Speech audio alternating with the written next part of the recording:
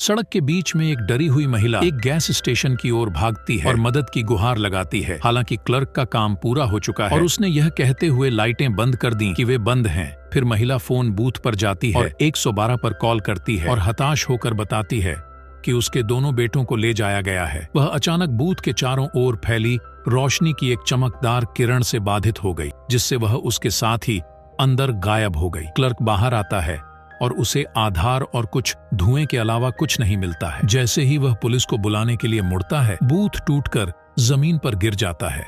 सुबह पुलिस घटनास्थल की जांच करने आती है, जबकि कुछ पुलिस वाले क्लर्क को उसके द्वारा बताई गई कहानी के लिए झूठा कहते हैं।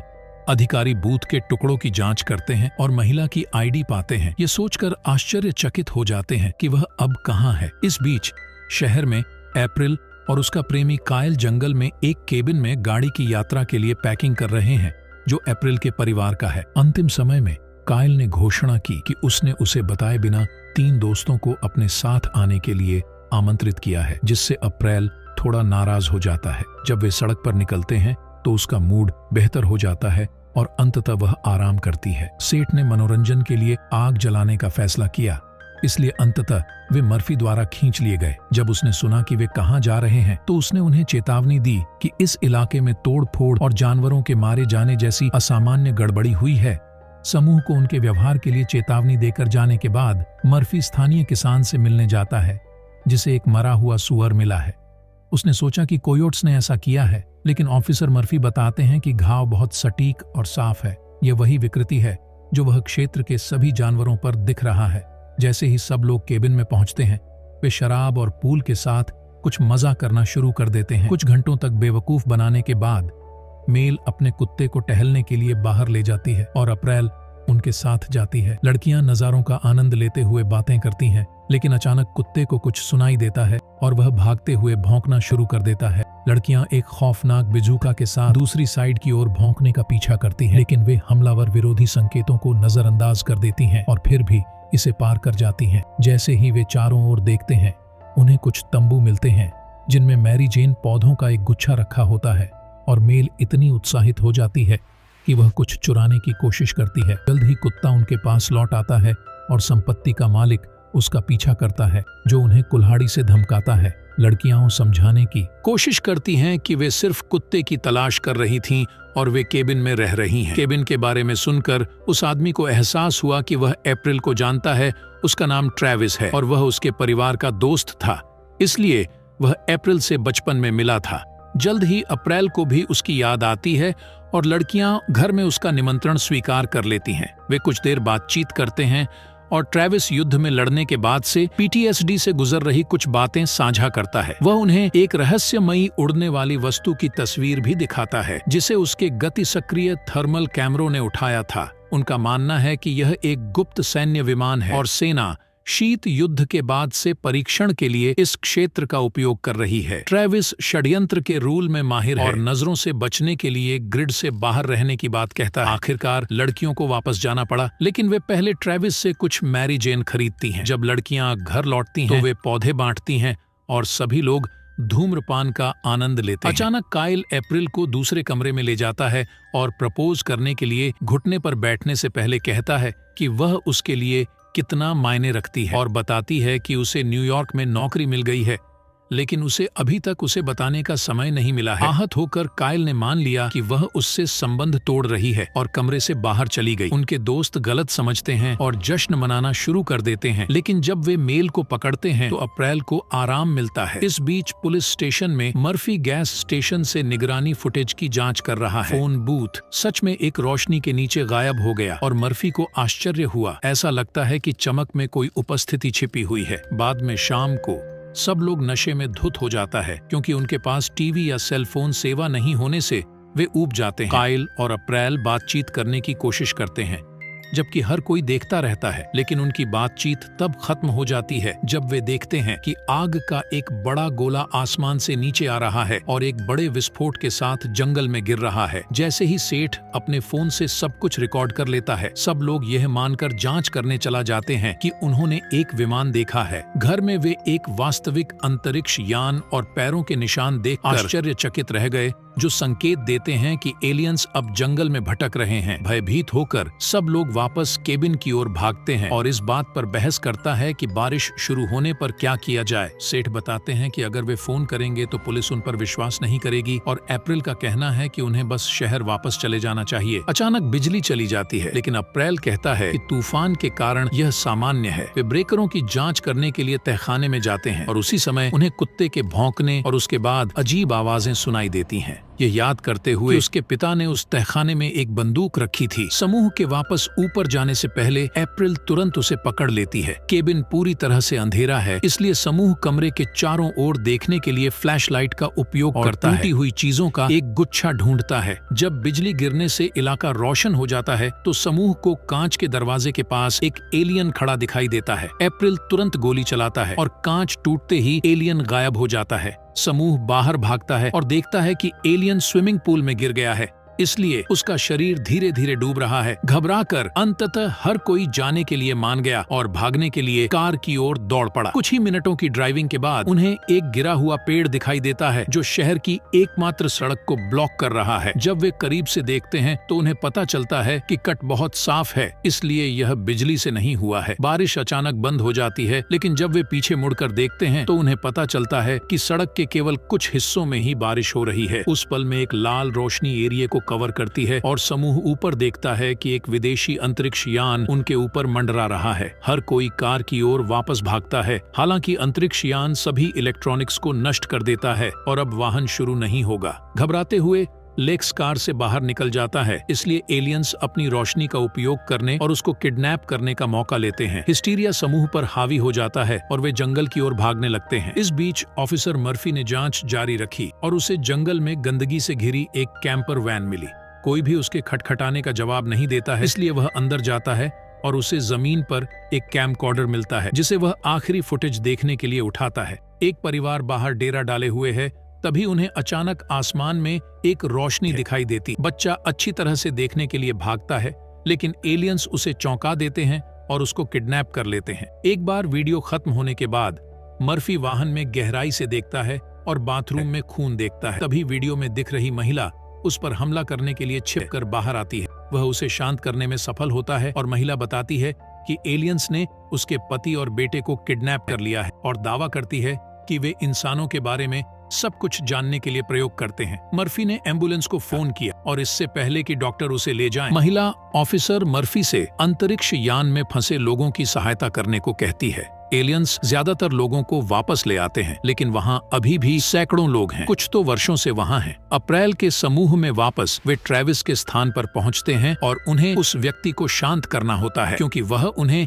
अतिक्रमणकारी समझकर उन पर हमला करता है। वे उसे सब कुछ बताते हैं और सेठ का वीडियो दिखाते हैं। ट्रेविस फिर बताते हैं कि रूजवेल्ट के कार्यकाल के बाद से अमेरिकी सरकार ने अलौकिक लोगों के साथ एक बातचीत की है। इस बातचीत में कहा गया है कि एलियंस को प्रयोगों के लिए इंसानों की किडनैपिंग करने की अनुमति है और बदले में मनुष्य ऐसे व्यवहार कर सकते हैं जैसे कि वे ग्रह के मालिक हैं। केवल एक बहुत ही महत्वपूर्ण नियम है, किसी को भी एलियंस के साथ जुड़ने का प्रयास नहीं करना चाहिए, जिसे अप्रैल ने उनमें से एक को गोली मारकर तोड़ दिया। उसी समय मेल को रडार पर कुछ दिखाई देता है और ट्रेविस पूछताछ करता है कि यह अंतरिक्ष यान है, जो तुरंत स्क्रीन से गायब हो जाता है। ट्रेविस का कहना है कि इसका मतलब है कि यह उतरा। अचानक लाइटें बंद हो जाती हैं, इसलिए ट्रेविस को छोड़कर सभी लोग भागने लगते हैं, जो उन्हें बताता है कि जब तक वह लड़ने के लिए रुका रहता है तब तक वे अपने केबिन में वापस कैसे आ सकते हैं। वह अपने एक तंबू में एक छेद ढूंढता है और जैसे ही वह अंधेरे में एलियन के घूमने की आवाज सुनता है, वह गोली चला देता है। आसपास कोई विदेशी आदमी नहीं है, इसलिए ट्रेविस एक मेज के नीचे छिप जाता है और अपनी टॉर्च से चारों ओर देखता है। जब वह एलियन को अपने ऊपर कूदते हुए देखता है तो वह फिर से गोली चलाता है और जानवर के शरीर को गिरने की आवाज सुनता है, इससे पहले कि कोई बुरा एलियन गू उसके चेहरे पर गिराता है। यह सोचते हुए कि सब कुछ खत्म हो गया है, ट्रेविस छुपकर बाहर आता है ताकि कोई दूसरा एलियन उसे पकड़ ले। इस बीच अप्रैल का समूह केबिन में पहुंचता है और सभी खिड़कियों पर चढ़ना शुरू कर देता है। बाहर एक अजीब सा शोर सुनाई देता है और अप्रैल झांक कर देखता है तो पता चलता है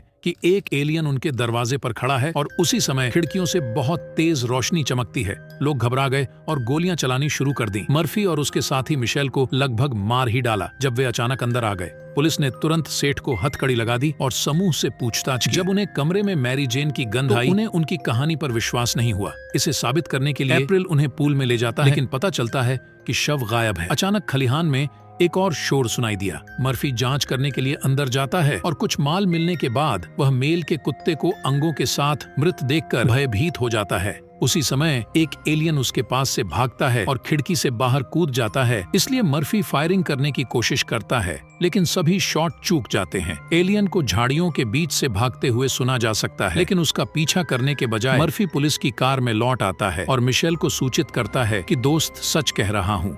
मिशेल हंसने लगता है और मर्फी से कहता है कि उसे आगे बढ़ने की जरूरत है, यह कहते हुए कि उसकी प्रेमिका ने उसे दूसरे आदमी के लिए छोड़ दिया है। हालांकि मर्फी को यकीन है कि उसको किडनैप कर लिया गया था, क्योंकि वह रात भर बिस्तर से गायब हो गई थी और उसने अपनी चाबियां या कपड़े नहीं लिए थे। फिर पुलिस गिरफ्तार सेठ के साथ जाने के लिए तैयार हो जाती है, लेकिन उसी समय सड़क के बीच में एलियन आ जाता है। मर्फी तेज रोशनी की ओर देखते हुए ठिठक जाता है। उसे मिशेल और सेठ की जाने के लिए चिल्लाते हुए सुनाई नहीं देता। एलियन अपना हाथ हिलाता है और अचानक मर्फी मिशेल को गोली मारने और फिर खुद को खत्म करने के लिए अपनी बंदूक पकड़ लेता है। एलियन के गायब होने के बाद अप्रैल सेठ को मुक्त करने और उसे केबिन में वापस ले जाने के लिए बाहर आता है।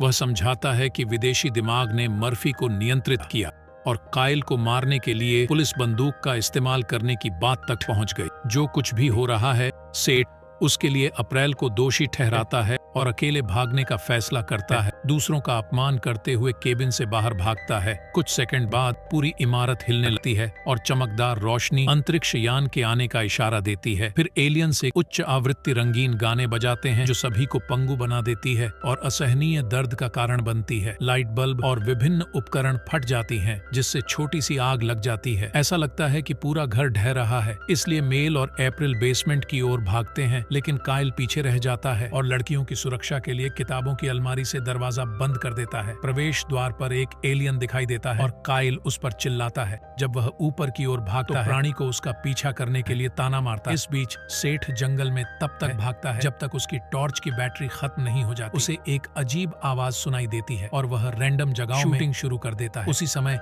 एलियंस आ जाते हैं और उस पर हमला कर देते हैं, जिससे वह गंभीर रूप से घायल हो जाता है। सेठ रेंगने में कामयाब हो जाता है और अपने हाथ कड़ी से पेड़ से बांध लेता है, लेकिन यह पर्याप्त नहीं है और रोशनी उसे वैसे भी पकड़ लेता है। उसका हाथ पीछे छूट जाता है। केबिन में काइल बाथरूम में चाकू लेकर इंतजार करता है, लेकिन एक एलियन दर्पण के माध्यम से पहुंचता है और फिर भी उसको किडनैप कर लेता है। उसी समय तहखाने में मेल की जेब से एक खाली दवा की बोतल गिर जाती है और वह स्वीकार करती है कि वह स्वयं इसे हटा रही है, क्योंकि यह एलियंस द्वारा अपहरण किए जाने से बेहतर है। मेल की बाहों में मर जाने के बाद अप्रैल एक क्राउबार पकड़ती है और वापस जाने के लिए तैयार हो जाती है, लेकिन रोशनी और गड़गड़ाहट बंद होने पर वह रुक जाती है। आश्चर्यचकित होकर अप्रैल क्राउबार को गिरा देती है और धीरे धीरे ऊपर की ओर बढ़ती है, जहां उसे पता चलता है कि बिजली वापस आ गई है। फर्श पर खून से लथपथ उसे काइल की सगाई की अंगूठी मिली, जिससे उसे एहसास हुआ कि उसे ले जाया गया है। हताश अप्रैल बाहर भागती है और अंतरिक्ष यान को उड़ते हुए देखती है, इसलिए वह कुछ आतिशबाजी लेती है। एलियंस का ध्यान आकर्षित करने के लिए उन्हें आकाश में फेंकना शुरू कर देती है। पहले तो कुछ नहीं होता और अप्रैल यह सोचकर घुटनों पर गिर जाती है कि उसने काइल को हमेशा के लिए खो दिया है। हालांकि अंतरिक्ष यान फिर वापस आता है और उसको भी किडनैप कर लेता है। कुछ टाइम बाद अप्रैल जागती है और खुद को एक गंदे कोकून में पाती है। कुछ मेहनत के बाद वह मुक्त हो जाती है और रास्ते में अन्य शवों को देखते हुए एक दालान से नीचे चलना शुरू कर देती है। बहुत तेज रोशनी का पीछा करते हुए वह गलियारे के अंत तक पहुंचती है और उसे पता चलता है कि उसे एक विदेशी शहर में लाया गया है। दूसरे कमरे में सेठ भी जाग जाता है और जब देखता है कि उसका हाथ गायब है तो वह घबरा जाता है। अचानक एक एलियन मशीन उस पर विभिन्न दर्दनाक प्रयोग करना शुरू कर देती है, जैसे कि उसकी नाभि के माध्यम से एक बग डालना, लेजर के साथ उसकी त्वचा पर चित्र बनाना और उसके पिछले हिस्से में एक जांच डालना और ये बहुत ज्यादा हो जाता है और सेठ की मृत्यु हो जाती है। अप्रैल वह गलियारों में भटकती रहती है और कोकून में शवों को देखती रहती है जब तक कि उसे काइल नहीं मिल जाता। वह तुरंत उसे मुक्त करती है और उसे CPR देती है क्योंकि वह हर चीज के लिए माफी मांगती है। काइल जाग जाता है और एलियंस द्वारा उन्हें ढूंढने से पहले दोनों एक दूसरे को गले लगाते हैं। एक रोशनी काइल और अप्रैल को घेर लेती है, तभी अचानक जंगल में वापस आ जाते हैं। वे चुंबन के साथ जश्न मनाते हैं और मदद पाने की उम्मीद में हाथ पकड़कर चले जाते हैं। शोर से आसपास के लोगों का पता चलता है और दंपति को कुछ सैनिक मिलते हैं जो गोलियां चलाते हैं और उन दोनों को नीचे गिरा देते हैं। अपनी आखिरी सांस के साथ अप्रैल ने अंगूठी निकाली और काइल ने उसे अपनी उंगली पर रख लिया। बाद में शवों को एक गड्ढे में फेंक दिया जाता है और जला दिया जाता है।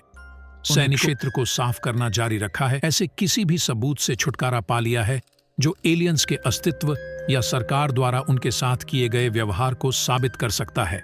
और फिर दोस्तों, ये मूवी यहीं खत्म होती है। आई होप आप लोगों को ये मूवी एक्सप्लेन अच्छी लगी होगी। अगर अच्छी लगी हो तो वीडियो को लाइक और चैनल को सब्सक्राइब करना मत भूलना और कमेंट में जरूर बताना कि आपको वीडियो कैसी लगी।